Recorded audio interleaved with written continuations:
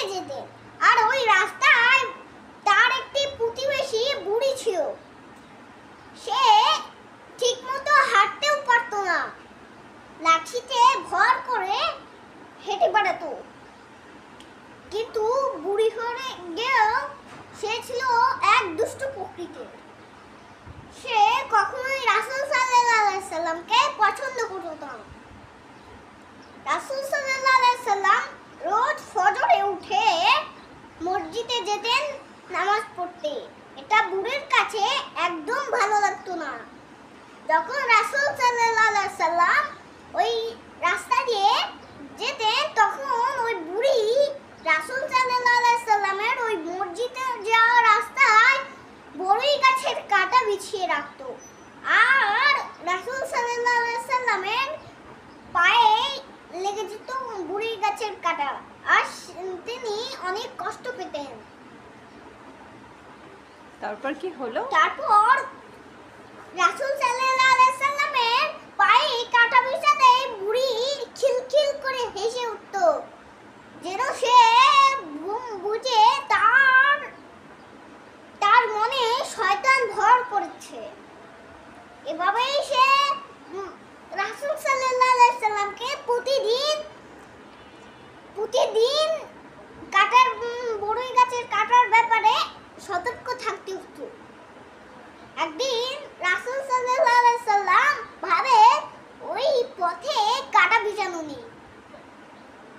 রাসূল সাল্লাল্লাহু আলাইহি সাল্লাম খুব অবাক হলেন। দ্বিতীয় দিনেও তিনি দেখলেন ওই পথে কাঁটা বিছানো নেই। তৃতীয় দিনেও তিনি দেখলেন ওই পথে কাঁটা বিছানো নেই। তারপর রাসূল সাল্লাল্লাহু আলাইহি সাল্লাম বুড়িকে নিয়ে অনেক অসন্তুষ্ট হয়ে পড়লেন। তারপর রাসূল সাল্লাল্লাহু আলাইহি সাল্লাম বুড়ির বাড়ির একটু খোঁজ খবর নিতে গেলেন। রাসূল সাল্লাল্লাহু আলাইহি সাল্লাম বুড়ির বাড়িতে গিয়ে দেখলেন কথা সত্য, বুড়ি অনেক অসুস্থ হয়ে বিছানায় পড়ে আছে।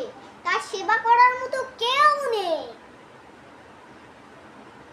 এবং বুড়ির মুখটা রক্ত শূন্য হয়ে পড়ল। কেন? মানে নবী থেকে দেখে তো চেয়ে। তারপর বুড়ি ভাবলো নবীজি হয়তো রাসূল সাল্লাল্লাহু আলাইহি ওয়াসাল্লাম হয়তো প্রতিশোধ নিতে এসেছে। তারপর বুড়ির মুখ রক্ত শূন্য হয়ে পড়লো। ও আচ্ছা, চিন্তায় রক্তশূন্য হয়ে পড়লো।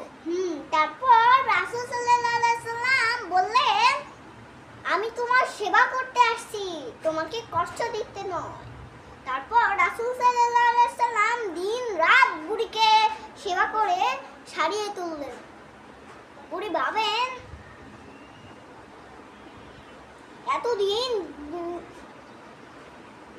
এতদিন আমি যেটা করেছিলাম সেটা অনেক অন্যায় হয়েছিল। তারপর সে বুড়ি তার ভুল বুঝতে পারলো। তারপর কি হলো? তারপর তো শেষ। আল্লাহ